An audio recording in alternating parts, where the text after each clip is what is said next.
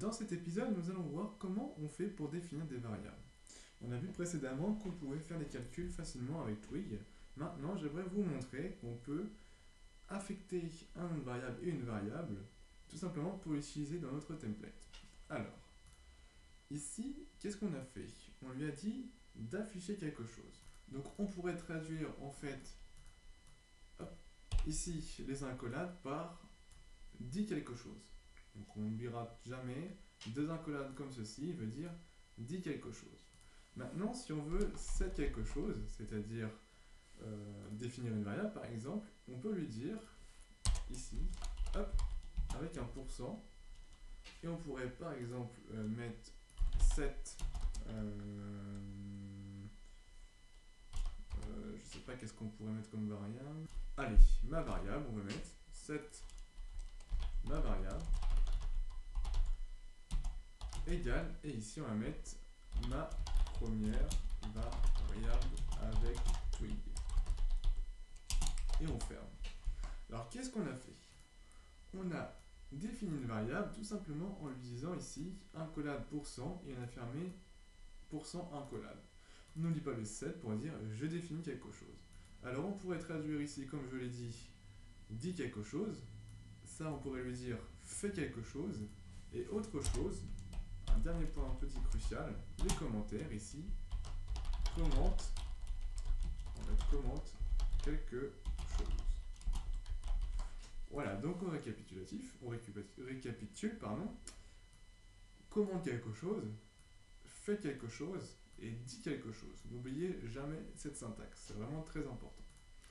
Donc maintenant qu'on a fait ça, on va voir comment on affiche le contenu de notre variable. Donc ici on a set quelque chose, vous allez voir que si on actualise, hop, rien n'est défini ici, rien ne s'affiche. Maintenant, si à la place de mon opération, je lui écris ma variable, on va voir qu'il affiche ma première variable avec Twig.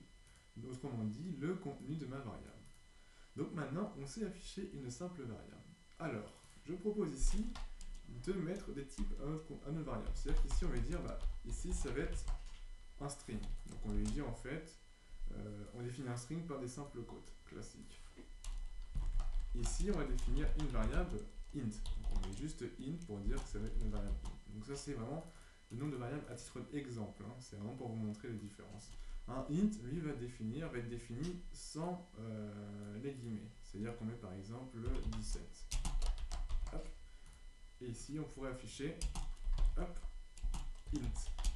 Si j'actualise, on va voir que il affiche bien. Ah, j'ai oublié de modifier string. Voilà.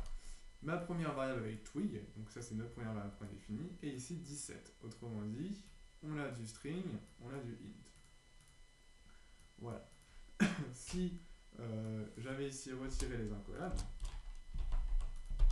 on va voir que j'ai bien une erreur, puisque celle-ci n'est pas du int, c'est du string. Il faut ne pas oublier ici les guillemets. Si j'actualise, il n'y a plus de problème. On peut également définir les tableaux. Alors, pour afficher les tableaux, plutôt pour set des tableaux, on garde à peu près la même syntaxe.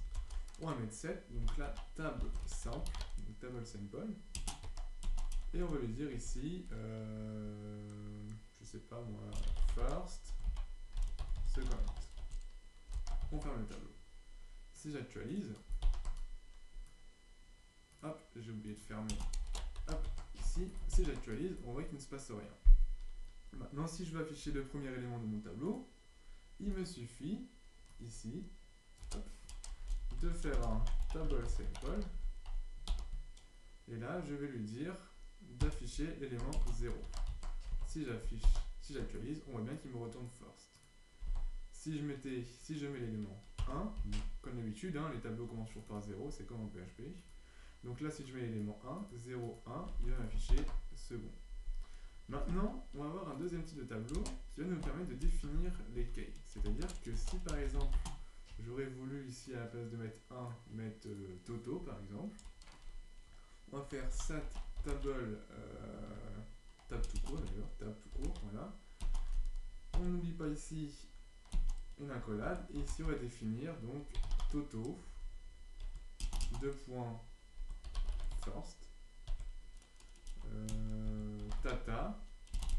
point, hop, je vais juste oublier ici, second.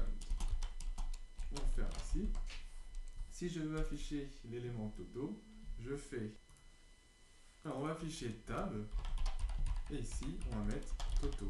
Si j'actualise, il va m'afficher first. Et ici on a bien first.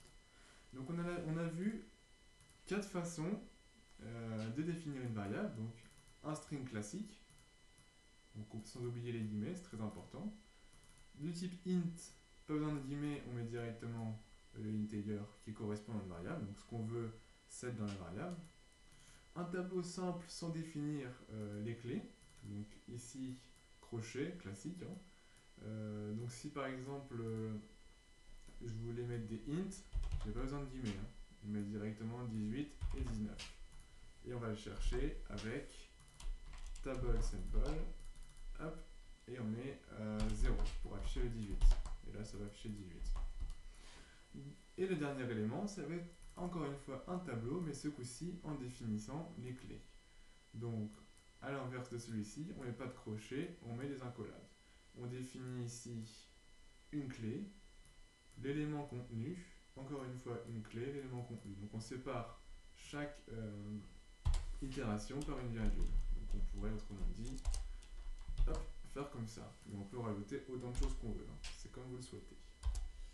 Donc voilà pour la définition des variables. Donc un petit récapitulatif sans oublier encore une fois, très important ici, on définit un commentaire, on définit ici fait quelque chose, et ici affiche quelque chose. Donc voilà pour cet épisode. Je vous donne rendez-vous au prochain chapitre pour en apprendre un peu plus sur le template, sur le moteur de template.